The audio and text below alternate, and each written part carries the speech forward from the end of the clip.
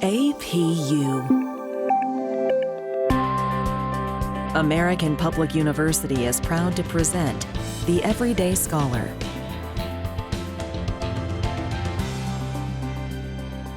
My name is Dr. Bjorn Mercer, and today we're talking to Dr. Jeffrey Leatherwood, Associate Faculty of History. And our conversation is going to be about dynamics at work. Welcome, Jeff. Glad to be here, Bjorn. Excellent. So let's just jump into the first question. And so why study the New South and the Carolina Piedmont region? And why is Charlotte so important? Well, first of all, I'm from the area of Western North Carolina, a little further west than Charlotte, but this is a region that is at play even to this present time, politically speaking. North Carolina, battleground state in the last few elections. And one of the really interesting things about Charlotte is that it was held up as symbolic of the New South, which was a goal that was expressed by Henry W. Grady in the post-Civil War years. He believed that the South of agriculture and the South of slavery was dead, and it would be replaced by a New South of economic opportunity and development. Of course, those economic opportunities presented new challenges to the working people of the Carolinas. And the Piedmont region is the area dominated by Charlotte. And it's interesting to note that Charlotte, even though it's a North Carolina city, actually has a lot of economic impact on parts of South Carolina, the upstate. And you can see the threads of this back during the previous century, 100 years ago, in the post-World War I era. And that's why I found this a very fascinating topic. In Charlotte in recent times, in 2012, was where the Obama campaign kicked off the re-election. And in 2020, before COVID-19 complicated matters, the Trump campaign also thought about doing their big shindig in Charlotte. So being an economic capital, though seriously hurt by the 2007 recession, Charlotte's still a force to be reckoned with. And that's the reason why I did my research on Charlotte. It's because it was a very important theater for labor history 100 years ago, but it's a forgotten history because it's a bloody history, and Charlotte today doesn't really like to revisit what happened in the past, but you can't rewrite history, not a single line of it. No, that's absolutely excellent. And myself, having lived probably 1,800 miles from Charlotte my entire life, I know very little about Charlotte, the Carolinas, honestly, and the South in general. And I think that's one of the complications of history is we all essentially learn these mythologies about history. And sometimes we think these mythologies or just oral history that for some reason that has been passed to us are true. And we simplify history to sometimes caricatures, such as the South. For people who don't live in the South, you might have these preconceived ideas of the South, or, maybe people who live in the Carolinas, you have a preconceived idea of California because there's a certain mythology that goes to certain places and then just stereotypes. And so how did you discover this research topic? You said you're from the area, so that obviously is a contributing part. But you brought up something really salient about the mythologization of a certain region. And there's this reigning theory that the South was not organized and was wholly rejective of organized labor. And that's simply not true because there's a number of historians who've pointed out that there were willing minds and willing hands to embrace organized labor in the Carolinas, particularly in the upstate South Carolina and the North Carolina Piedmont region. But I got interested in it because I was a master's student at Western Carolina University, and I had a professor that I was very fond of, very close to, named Jerry Schwartz, who tragically passed away last year. And so I've been thinking about him a lot because in many ways he inspired me to go on to become who I am today. And one of the assignments that we had in his industrial class was to look at some labor history or industrial event that had a local connection. And when most people think of labor history in North Carolina, they think of the textile mills, they think of the mill towns. And these have a lasting influence on the region because the mill towns are around all the way until the 1960s and the 1970s. And think what you will of former Senator John Edwards, the presidential hopeful, but one of the things he boasted about was the fact that he'd come so far from a mill town family. But the streetcar men, I found this a fascinating subject because the 1919 Charlotte strike, unlike a lot of the textile mill strikes, was almost forgotten. Until I discovered it in the early 2000s as a topic, only one other person had really attempted to do any long-term research on it. And she did it for a senior thesis at the undergrad level and then didn't develop it any further. And I didn't even read this work until after I'd done my initial research. I'd done newspaper research. And you're bringing up oral history, and that's something else that I wanted to point out. One of the really nice things about oral history is that you can take one oral history source and you can triangulate it with others. And I found some oral accounts that had been preserved by a historian named Alan Tullis, who's a published author, who's done work on Southern industry. And he did a lot of good. He laid, like other scholars, he laid the foundation for me to continue doing my work. And I try to give full credit to other scholars for inspiring me or offering insight. And there were several people who were observers during the strike and afterward. And you can take all these triangulated sources and corroborate, okay, this person coincides with that person. This is something that maybe isn't as easy to support. And that's really how historians try to work, whether it's with oral or written sources. We try to triangulate, we try to corroborate. I found myself doing a lot of this with the Charlotte strike. And even though my thesis at the time was on a completely different subject, World War II bomb squads, which we could talk about another time, the Charlotte strike story stayed with me, and it ended up becoming my PhD dissertation.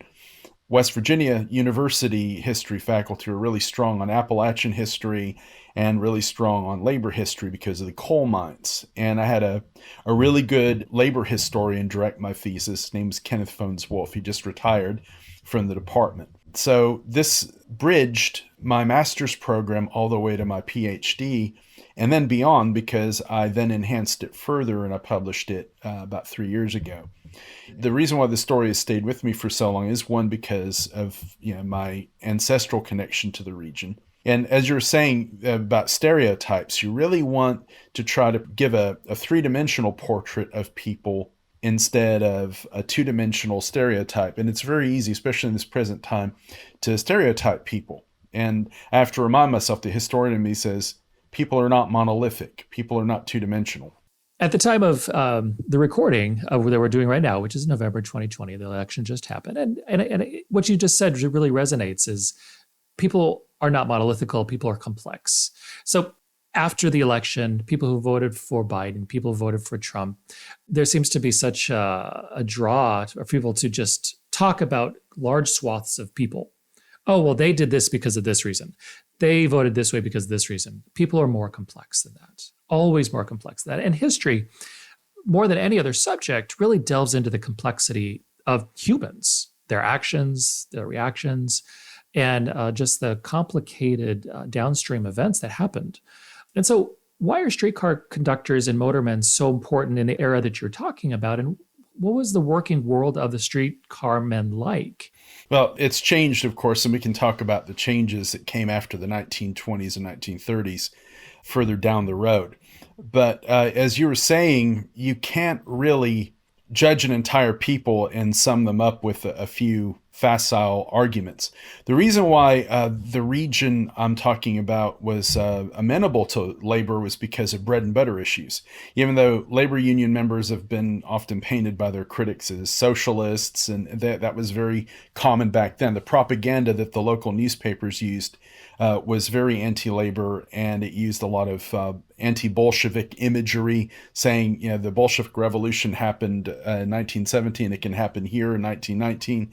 And of course, the people who backed the streetcar unions in the Carolinas were anything but socialists. They were thinking about ordinary working class concerns like cost of living, which after World War I was really dreadful.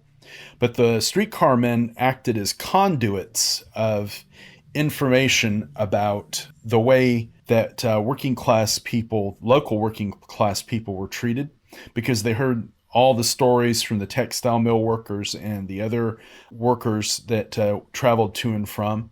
and they were sympathetic in large part. There was some mistrust by the streetcar men toward some of the textile workers, because the textile workers tended to be a little more fiery, a little bit more unmanageable. But many of the streetcar men believed that the workers in the textile mills should be unionized too, even though the American Federation of Labor focused more on trained workers. Now, streetcar men were trained workers, they were skilled laborers, and this is something that was borne out by state and national discussions in Congress.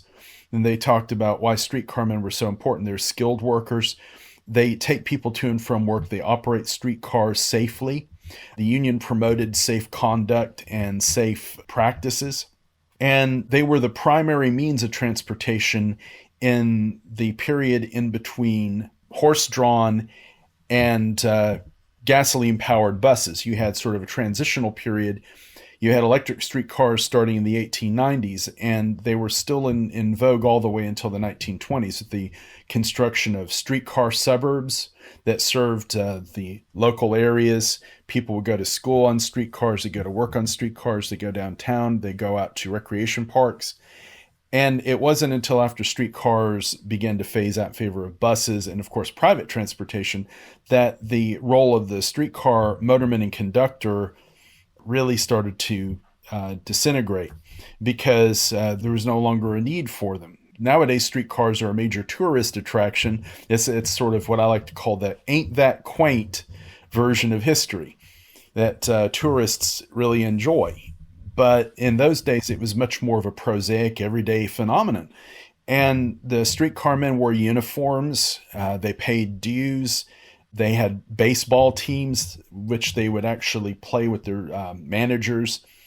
And they had a culture of their own, but because they weren't as long-lasting as the textile mills or as dramatic as the textile mills. The textile workers have had a number of documentaries and films made about them, whereas the streetcar men have kind of vanished over time. And again, picking up that the vanishing threads of that past world, that was the biggest challenge for me, because I had to go through the newspapers, the oral histories, and so forth. And I found that they were just like bus drivers today. Bus drivers hear it all from their passengers, and you'd be surprised at what they know. They get taken for granted sometimes, but transportation workers even today are very important. We take them for granted because, well, they're just there, but they have lives and they have aspirations. And many of them love what they do or they wouldn't do it. No, there are bus routes everywhere. And honestly, one of the, I guess you can say, environmental pushes these days is to use more mass transportation. Don't drive as much. Take a bus, take a train, or whatever you have in your locality. The legacy of, like you said, horse-drawn carriages to streetcars to other things is still alive with us today. So why was there so much resistance to unions, especially in the New South? Now, you mentioned communism, of course. There was the 1917 revolution in Russia, which is interesting because then there was a Red Scare in the U.S. that lasted a pretty good long time. Can you go a little more into depth into kind of some of the resistance? It really coincided with the First World War. Now, labor had really enjoyed an upswing during the immediate first 2 decades of the 20th century. One of the important factors was the influence of Samuel Gompers and the American Federation of Labor, because they had replaced the more radical unions like the Knights of Labor and the Industrial Workers of the World, the Wobblies. They had become the premier labor organization, a big umbrella, a union of unions. But they avoided the really radical expressions of labor. They used strikes only as a last resort. And they also abided by the prejudices of the era. They had very few women organized. They abided by Jim Crow in areas of the South. And they largely ignored unskilled trades like the textile mill workers. And of course, the de-skilling of labor was something that had been going on since the Civil War. But with the 1912 election, you had very strong support for organized labor from the Democratic Party under Woodrow Wilson. In fact, a former United Mine worker became his Secretary of Labor. That would be William B. Wilson. And during the war, the labor unions demonstrated their support for the government at war by resisting impulses to strike. Labor was largely divided, much like the Democratic Party of today. You had the moderates, and then you had a few people on the fringes who were more radical. And of course, it was the radical elements that the businesses argued against, and of course, guilt by association, because you've got these really radical, outspoken people. Therefore, the whole labor organization is really like that. And again, we hear the same arguments today about why labor is so dangerous.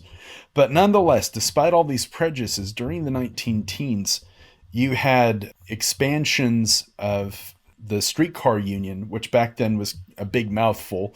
It was the Amalgamated Association of Street and Electric Railway Employees, or ACER as I call it.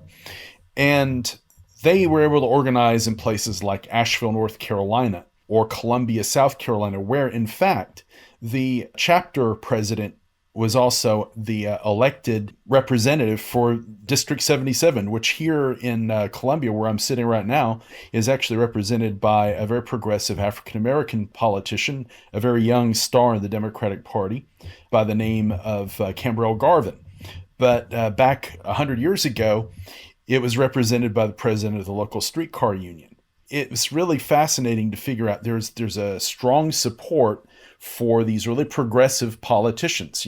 Progressive back then, Mr. Gerald, Representative Gerald, was considered progressive 100 years ago.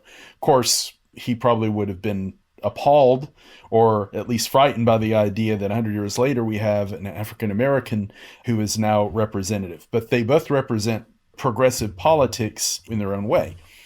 And so what we have is a ground of support, but there's also a ground of opposition.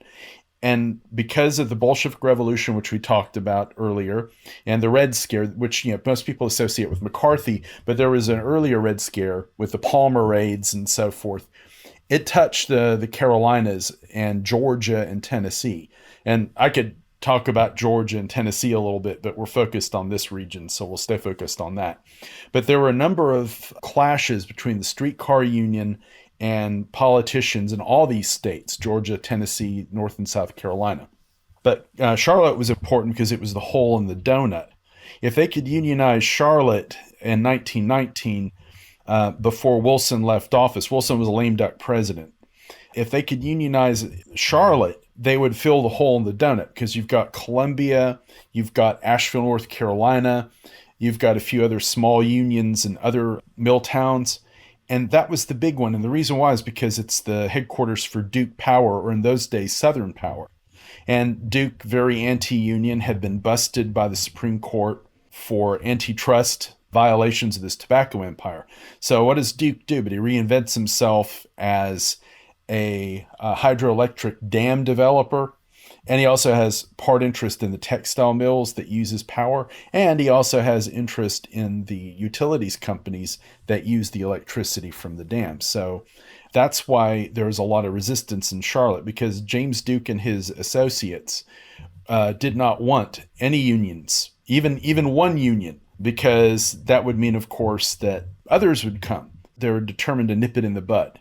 Today, we're speaking with Dr. Jeffrey Leatherwood, and we'll be right back after a short break. At American Public University, we believe that higher education can unlock higher purpose. So we offer 200 modern programs for those who want to make a difference. And we believe education must adapt to students' needs. That's why we've made it accessible through online classes and flexible with monthly program starts. American Public University, within reach, without limits. Learn more at americanpublicu.com. And we're back with Dr. Jeffrey Leatherwood. And so the next question I have for you is, why was 1919 such an important year for labor history? Well, it was the year of the big strikes. It was the year after Johnny came marching home. And one of the things I'm going to be doing very shortly is a special topics course in the Roaring Twenties. And I start with the year 1919 because it really sets the stage not just for the immediate future, but also for the whole decade. And it was a year in which Prohibition went into effect. And it was also the year in which backlash against labor reached a fever pitch. You'd had, during the war, the National War Labor Board, which was actually chaired by former President William Howard Taft. And it was a fairly egalitarian way of dealing with labor issues. They would arbitrate instead of allowing strikes to go on to become violent, and oftentimes they would find in favor of the unions. But there was a sunset on that particular body. It should have probably been kept permanently, but it was just a matter of sunset legislature, as they say, and it expired, and therefore there was no way to really arbitrate except through the Department of Labor. And it was a non-binding process in a lot of cases. The Department of Labor could send people to observe. There was an observer in Charlotte, and he had some interesting things to say about the strike, but the power was very limited because they couldn't compel private industry like Duke to play ball with the labor unions. But it was the year of the Centralia Massacre. It was the year of the big steel strike. And a lot of people were in the balance because of the war between the corporations. And they had unions of sorts too, a union of corporations, different political groups, and what we would call today PACs, who were pretty much focused on getting rid of labor unions. That was their raison d'etre. And so the organized labor saw 1919 as sort of like a last-ditch effort. We've got to, this is our Hail Mary. And so they began to push to organize Charlotte and other places. And in a lot of cases, like in Charlotte, they ended up suffering. The Charlotte streetcar men were among the lowest paid in the country. The national average was 26 cents to 28 cents for an hour, which we're talking about wages 100 years ago when we were still on the gold standard. But in the Southern Transportation Companies, Duke's Forerunner, which operated in Charlotte during the early 1900s, was paying as low as 12 cents hourly. And Duke's, they only went up to like maybe 15, 16 cents per hour starting wages. So it wasn't really that big of a jump. And the streetcar men were tired of being treated as little better than textile workers or unskilled workers. And they wanted better wages. They wanted better working conditions. Of course, the hazards of the job, because of the cold weather, oftentimes they would turn off the heat on board these streetcars in order to save money. This was actually the reason for a 1903 strike that happened in Charlotte before Duke bought up the transportation company. So this is the kind of working condition they had to deal with. And so they were really receptive to the unions when they came in. Unfortunately for the streetcar union, they brought in a guy from Ohio who had good intentions. His name was Jones, Albert Essex Jones, and he was a skilled Ohio union official. He had been president of local chapters. He was also a very combative and fierce sort of guy, and he rubbed people the wrong way when he came to the Carolinas. He successfully organized a small chapter in Spartanburg, which is in the a very conservative upper part of South Carolina, the upstate. And he saw an opportunity to march on Charlotte, and that's where he moved toward Charlotte, the hole in the donut, as I said earlier. And Charlotte at this time is booming. It's growing fast, but there's a lot of resistance in Charlotte. There was some support. The mayor of Charlotte, Frank McNinch, who's an interesting figure, he would later on become the first head of the Federal Communications Commission under Franklin Roosevelt. But at the time, he was mayor of Charlotte, and he was pro-labor, but he was in a bind because he also had to deal with conservative businessmen like Duke in the area. So he had to play very soft with the organized labor. And as a result, there were mixed messages in Charlotte for the union. On the one hand, they were able to organize not only the chapter in Charlotte, but also they were able to organize chapters in 3 other towns, one in Winston-Salem, which is to the north of Charlotte, and then a couple to the south of Charlotte in Anderson and in Greenville. Anderson went back over to Duke almost immediately. But Greenville would end up being the most hard-bitten. They would be the last to tear up their charter and come back into the fold. But when the Charlotte strike started in August, it paralyzed not just Charlotte's public transportation, but also transportation in 2 other towns, and complicated the situation in other towns. And this is why it really hurt Charlotte and why they considered it to be a threat. And then the local newspapers attacked Jones and attacked the union. And the company hired strikebreakers. Zebulon Taylor was the vice president. He was Duke's right-hand man. I like to refer to him as the hatchet man because he did all the firing and all the hiring for the Southern Public Utilities Company. And he was vociferously anti-union. You read his tirades in the newspapers, and they're every bit as what you might expect from a Twitter message from a politician of the present day. And these people were attacked as outsiders, even though the local union was consisted of local people. And there were violent clashes between these armed strikebreakers and local demonstrators. No one was actually killed by these strikebreakers, but they were intimidated. And in one case, one or two cases, the strikebreakers actually shot over the heads or at the feet of protesters. And it all came to a head on the night of August the 25th of 1919. And this is what's called the Battle of the Barn. Before I go into that, are there any other questions you'd like to ask me? Because that's a pretty big chunk right there. Yeah, no, you're definitely leading up to the violence of August 25th, 1919, correct? So can you explain what happened with that event? Well, it's sort of an anatomy of a disaster in a way. I often use disasters as a teaching tool, but in many ways, a massacre like this is a human disaster. It's the worst kind because it deals not with the failures of machinery or the elements of weather, but it deals with the fallibility of man. And you had some interesting individuals at work here. You had the police chief, Walter Orr, who was a very small man. He didn't like the textile workers, and he didn't like the unions. And he was called out to protect the car barn where the strikebreakers were being housed when they were not on shift. And there were some attacks on the streetcars or people throwing bricks through the windows, the usual kinds of mayhem, but nothing really serious. What happened that really elevated the situation is that you had protesters, some of whom may have been drunk, violating prohibition.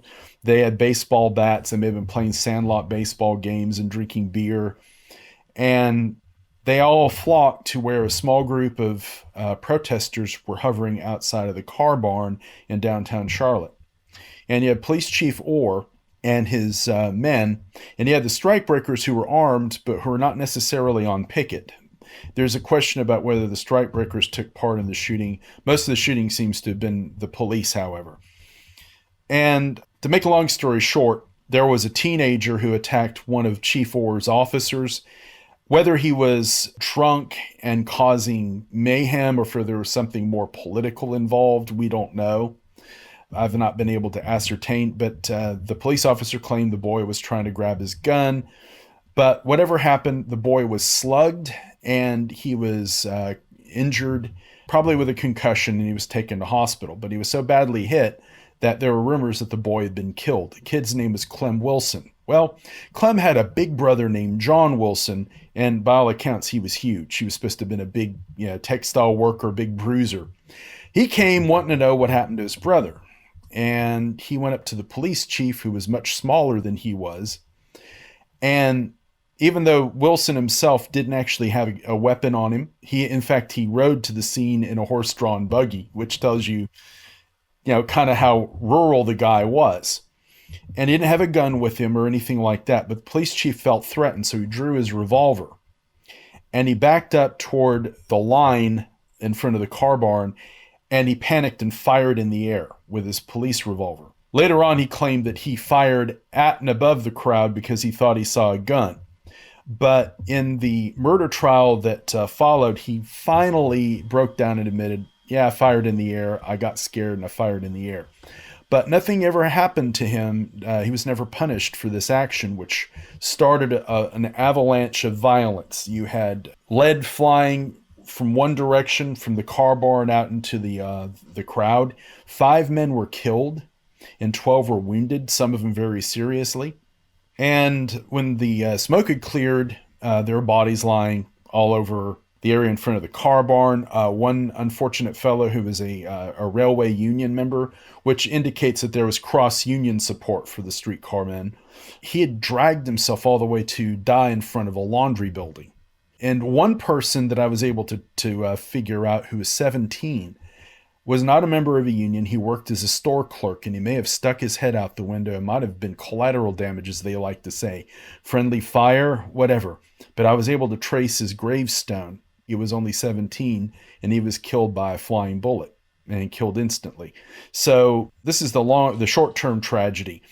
And the unions took all the blame for the violence. The Mecklenburg County courts covered Chief Orr's backside. They blamed Frank McNinch because Frank McNinch had earlier hammered out a deal that gave the union a 1-year trial period, which of course Duke rejected. And McNinch had to go through a recall election. He barely passed. He won the recall election, but he left office not long after that because he had lost all taste for politics. And the long-term effect was that the local areas around Charlotte were saying, this is what the unions are like. Let's divest ourselves of any connections with the unions. The unions are at fault. And so it not only slowed any union progress, but it also undercut previous union successes. By 1920-22, there had been a couple of strikes in the Columbia area, and the Columbia Streetcar Union collapsed because they were locked out of their jobs, and they had to go find other means of supporting themselves. And so by the end of the 1920s, the only streetcar union chapter that was still around in the mountains was Asheville, which is interesting because today you have the American Transportation Union, and back in 1920 they were known as ACER Chapter 128, and now they're ATU Chapter 128. So they've got the same designation as 100 years ago. It's fascinating because of the tragedy. I mean, for all intents and purposes, as with most violence, as you were talking about, kind of the fallibility of being human, none of this had to happen. Yeah, and as with, I think, any kind of, say, protests that turn into riots, if level heads would meet at the table, they could easily talk it out. But human nature for what it is, human inclination to violence for what it is, these happen, human fear. And then just like you said with the store clerk who was collateral damage, the poor guy got killed. And, how many times in various riots throughout history has that happened where a poor bystander is snuffed out of existence for no fault of their own because other people can't control themselves, which of course is the real sad part of any kind of riots. And so what has changed for transportation workers since this fateful year in 1919? Well, obviously the streetcars gradually were phased out. In Charlotte, they were phased out by 1935. They were going out in 1929, but they were finally completely phased out and replaced by an autobus system. And the car barn itself, the monument to the men who died, was turned into an up-to-date modern garage system. Later on, it was used by Duke Power as a storage building. And when I started researching it, they were trying to save it as a historic monument. They're going to use it as a museum to talk about transportation. But the bond failed in 2003, and in 2007, it was torn down. And nothing has really been remarked upon except for a few newspaper articles. They missed an opportunity last year to commemorate the century of the strike and the tragedy, and there was really nothing done about it. I talked to a few historians about getting something started, but there was just no interest in the city. The Amalgamated Transportation Union still helps the transportation workers of the country, and they're still a vital part of the American Federation of Labor, which is now part of the AFL-CIO network. But that's one of the big changes. But they have historians too, and they were fascinated by the history I just related to you because they didn't know anything about it.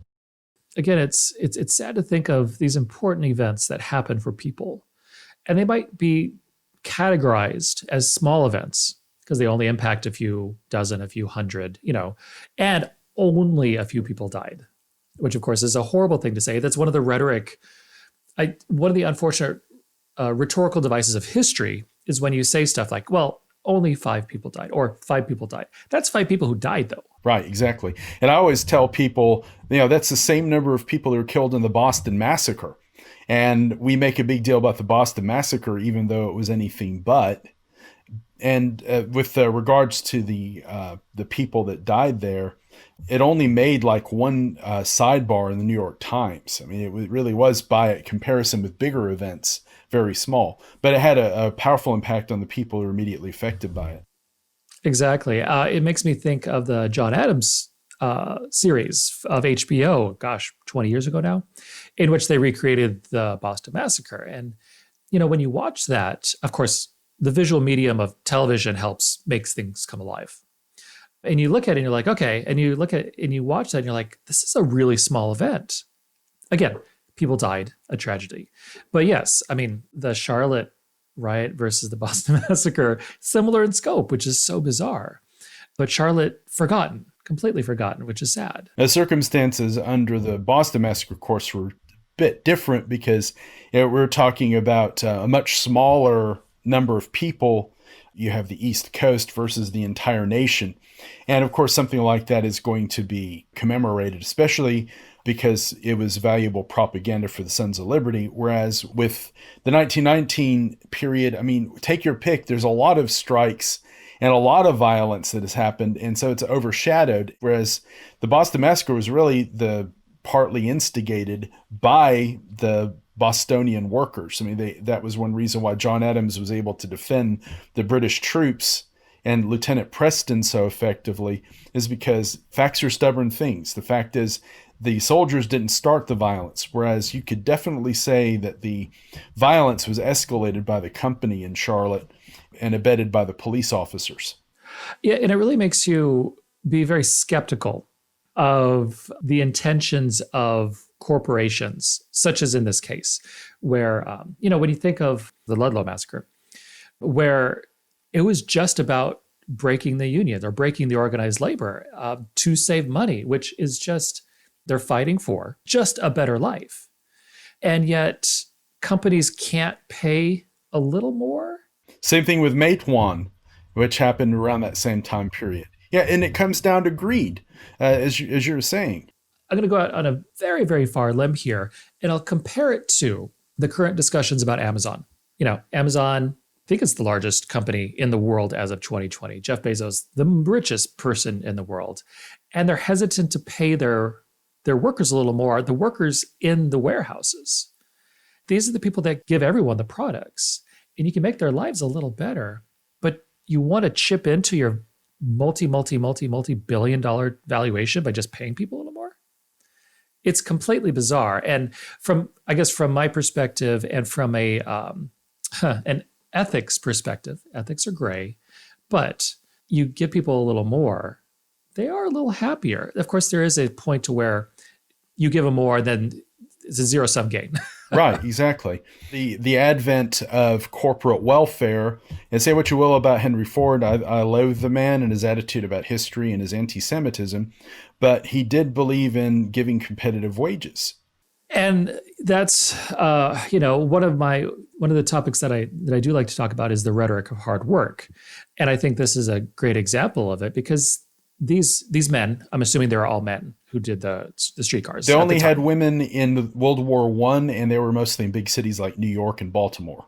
Yeah, and this time is so interesting because then women were given the right to vote in 1920. Just I guess ratified in 1919, but given the right, so it just happened.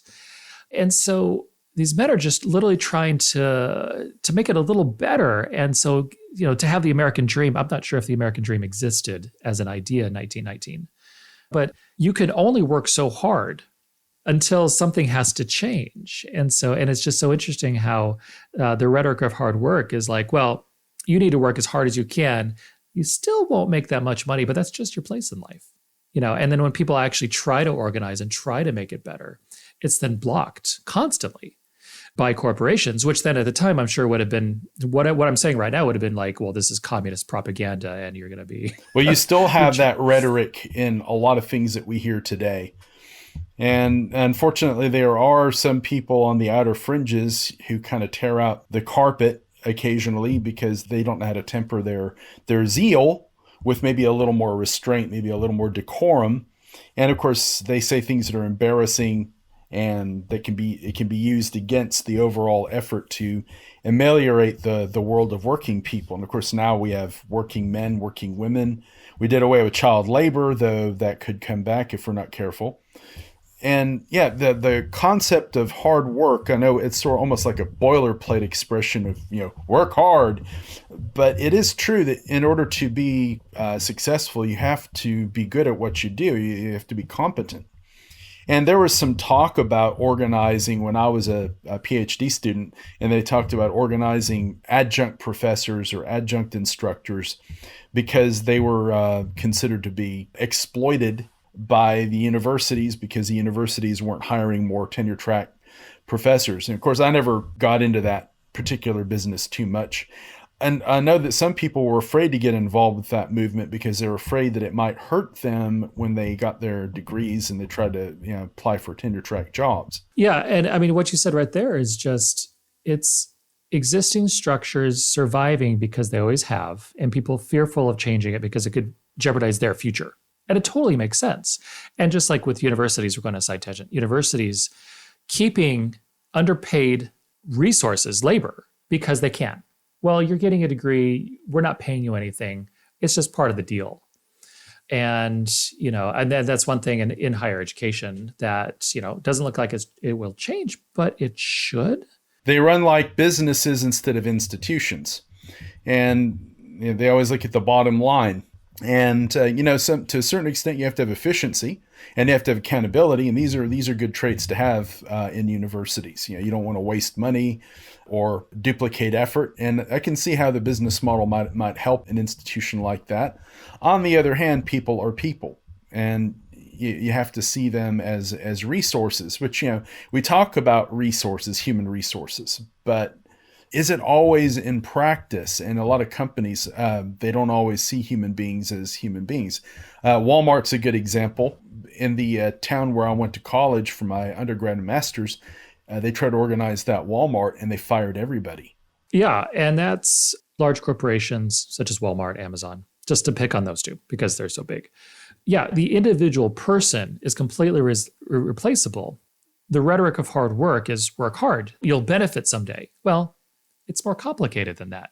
Everybody works hard. And then even, the executives, and it's not to say that there can't be an executive class, there can't be a managerial class, there has to be. But just the sheer amount of money that I'll say the leadership has diluted themselves. Oh, well, we have to pay quality talent to retain them. No, that's just because you control the purse and you're like, well, I'm just gonna pay you, Jeff, $1 million if you stay here. And you're like, okay. Who's going to disagree because you're in charge? While an average worker at Walmart has, say, a few kids and has to have 2 jobs. Yeah, a lot of times people do work 2 jobs or more to keep things on the table. And of course, the goal of unions is to try to ameliorate that situation, to amend it to where they don't have to do that. They can focus on their one job and it should be enough to support them. But we could go into the double income phenomenon. In the 1960s and 1970s, they figured they could charge more to double income families because they'd be willing to pay for the goods and services. But that's another story. No, it is. And it's even another side conversation is, how the politics at large expect people to hustle constantly. Well, you have your job and then you have your side income stream. Well, most people have to work and have a family. And then do you want them to have something else in addition? Everybody's hustling so much that I understand why there is more interest in, say, unionization or government help as of 2020. In the same respect, I understand why people still believe in the American dream because, of course, it's true. It's complicated. Everything's complicated. It is that. I mean, I can say that I've lived the American dream because my grandfather was a bootlegger from Western North Carolina, and my dad was a high school dropout. He had to drop out to work in a furniture factory because his mother was terminally ill. And if it weren't for his 20 years in the Army and my own service, many moons ago, I wouldn't be here. And I say that there is an American dream, but again, it is complicated. You have to find your way. Exactly. And it's tough because, again, going back to the rhetoric of hard work, the American dream is really about your average person being safe and having a job. And if that makes sense, it's not about becoming a millionaire. And I think because of media and American media portrayals of wealth and extravagance, that's kind of what people think of. And in reality, a more temperate approach to the American dream is reality. It is. And the median income in America is something that I can tell you from having visited other countries. The luxuries that we enjoy here and the just a median income would be really considered extravagant in a country like Northern Italy, where I lived as a child. And I had toys that the Italian kids could only dream of owning. And that was just from the perspective of a child. And as a young adult, when I was in Turkey, the American dollar could go a long way. And it's made me appreciate things a little bit more because I've actually seen how other people live in other places. I've been to Mexico once or twice just over the border, and I've seen the poverty in places like Juarez. I grew up in El Paso, Texas. Yeah, I took some credits at UTEP, University of Texas, El Paso. When you're coming out of the library, right in front of you, across the river, the Rio Grande, is Juarez. And it's literally, it's not a shanty town per se, but it's very shabbily constructed buildings. And you're like, that is reality. And it's sad that the rhetoric of hard work is what I would describe as mainly used by politicians to say, you need to work harder. It's your fault. You're in this position. When reality is that we all work hard. And if somebody could have that message, we're all working hard and we all just need to have a good life. And for the most part, the average person, they do that. They understand that. And much like what we were talking about here with the Charlotte strike, those people in leadership positions that then corrupt what is going on and put into place bad things. A lyric from Neil Peart, the lyricist and drummer for Rush, who died earlier this year, comes to mind. Nobody's hero. And in one of the verses, he said, "It's the pride of purpose in the unrewarding job. It is the voice of reason against the howling mob."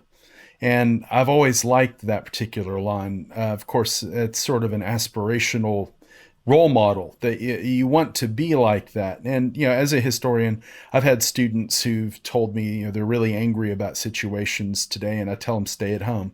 Don't go out there into the streets. Don't go pounding the pavement. I completely agree. I don't recommend anybody going to protests. You can protest, but protests can turn into riots. And when riots occur, all bets are off. Anything can happen. You could die. And who gets the blame? Just like with the Charlotte strike. If anything, that has taught me, this is even before the obvious examples that they used about, the Nazis fighting in the street during the rise of Hitler. No, but even before that, if you go out there and you protest and you fight with the police and you fight with strikebreakers, they're going to make you into the bad guy, even if you had the gravity of justice on your side. No, it's true. And from a political perspective, I loathe the media because the only thing that seems to be important are national elections, when the most important thing are local elections. Local elections is what keeps people together. It's what makes the world go by. Example, those people in Washington, D.C.